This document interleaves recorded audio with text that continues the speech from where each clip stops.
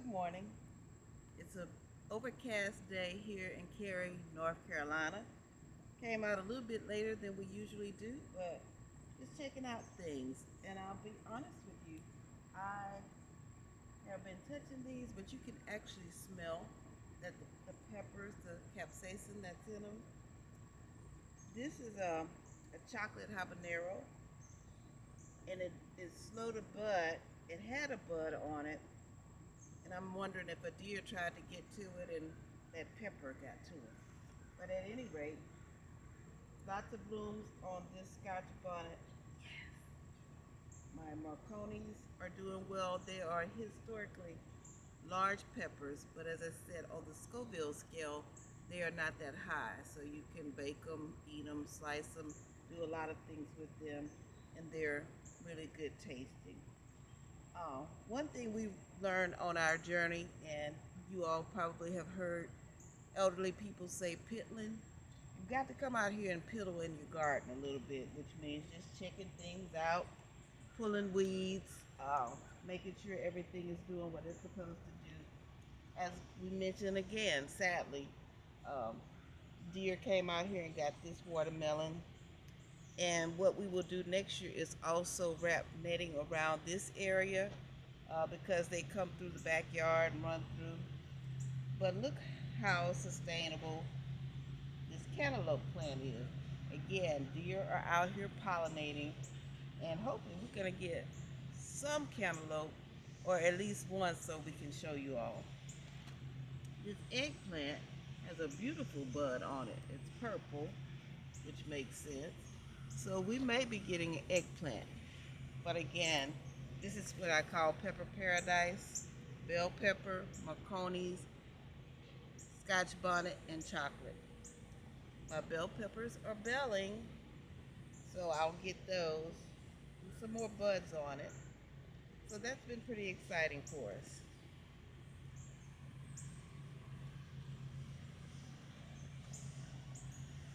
Again, here as we piddle, look at here, these are poblanos.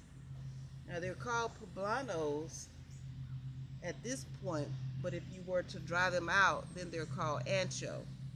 So I'm hoping to do some experimenting with those, and hopefully Reggie will be a good guinea pig. Serranos seem to be serranoing. Again, these Marconis, they are giant Marconis that we actually bought just to try, and love how large they get. Some people even stuff them with cheese and wrap them with bacon and do all kinds of stuff. So stay tuned. We'll let you know about that. I had a deal here, but honestly, that deal couldn't stand a chance with all these pepper plants overgrowing it. This is a little bit of chive. I may do this in a container next year, but what I do now is I clip off some and use it just like you would a green onion. Same with my parsley. It's just fighting for its life, but I admire that. And here we are with tomatoes. We've got all sizes. The small ones are the yellow tomatoes, which are really, really tasty. I've been eating those for a snack.